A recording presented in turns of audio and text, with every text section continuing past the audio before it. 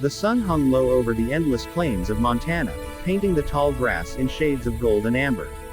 The wind whispered through the fields, carrying the faint scent of wildflowers and earth. Elias Kane, a rugged cowboy with a weathered face and a heart hardened by years on the frontier, knelt beside a woman lying motionless in the grass.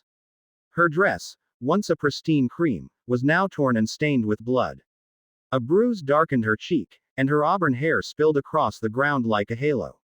Elias's calloused hands hovered over her, unsure whether to touch her or let her be. His eyes, sharp and wary, scanned the horizon for any sign of danger. The arrow pointing to her in his mind wasn't just a mark, it was a question. Who was she, and why was she here, bleeding in the middle of nowhere? Elias had been riding the range, checking on his cattle, when he'd spotted her. At first, he thought it was a trick of the light, a mirage born of too many lonely days. But as he drew closer, the reality hit him like a stampede. She was real, and she was hurt. Badly. He dismounted his horse, a loyal bay named Whiskey, and approached cautiously. The plains were no place for a woman alone, especially not one dressed like she'd stepped out of a frontier town's Sunday best. Her bonnet lay a few feet away, trampled into the dirt.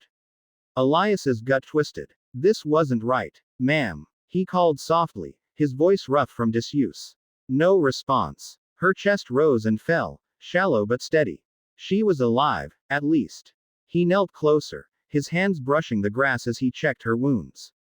A gash on her leg oozed blood, and her arm was scraped raw. The bruise on her face looked fresh, like someone had struck her hard. Elias's jaw tightened. He'd seen enough violence in his 35 years. Bandits, bar fights, the occasional range war, but this felt different. Personal. He tore a strip from his shirt and bound her leg as best he could, his fingers moving with the precision of a man used to tending wounds on the trail. The nearest town, Willow Creek, was a half-day's ride, and the doctor there wasn't much for miracles. Still, he had to try. Elias glanced at the sky. Dusk was coming, and with it, the chill of a Montana night. He couldn't leave her here. Not like this. Whiskey nickered softly, sensing his rider's unease. Elias stood, wiping his hands on his vest, and made a decision. He'd get her to the old Miller cabin, an abandoned homestead a mile east. It wasn't much, just a leaky roof and a stone hearth, but it was shelter. He scooped her up gently, her slight frame light in his arms, and carried her to Whiskey. The horse eyed him warily but stood still as Elias draped her across the saddle. He climbed up behind her, one arm steadying her as he urged Whiskey forward. The ride to the cabin was slow, the terrain uneven and the woman's condition weighing on his mind. Her head lolled against his chest, and every so often, she let out a faint whimper. Elias kept his eyes on the path, but his thoughts raced. Who was she? A runaway? A thief? Or worse, someone's victim? The West was full of stories like hers, but they rarely ended well. He pushed the thought away. He wasn't one for fairy tales, but he wasn't about to let her die out here either. The Miller cabin came into view as the last light faded.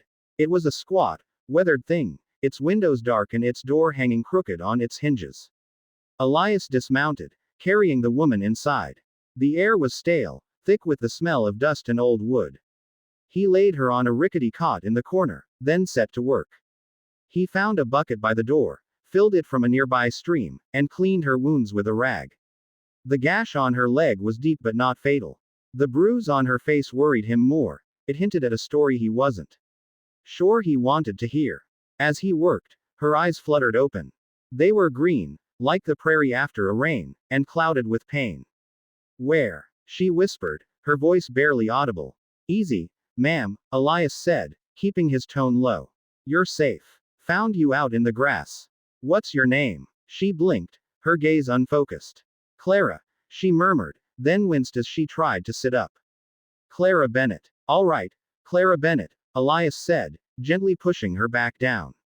You're hurt. Stay put. I'm Elias Kane. This is my land, or near enough. What happened to you? Her eyes darted to the door, then back to him. Fear flickered across her face, raw and unguarded. They're coming, she whispered. They'll find me. Elias's hand went to the revolver at his hip, a reflex born of years on the frontier. Who's coming? Clara's breath hitched. My husband. And his men. They think I stole something. Elias raised an eyebrow but kept his voice steady. Did you? She hesitated, then shook her head. No. But they won't believe me. They never do. He studied her for a long moment. Her dress, though torn, was fine. Too fine for a woman wandering the plains alone. Her hands were soft, uncalloused, the hands of someone who'd never worked a ranch. She wasn't from around here. What did they think you stole?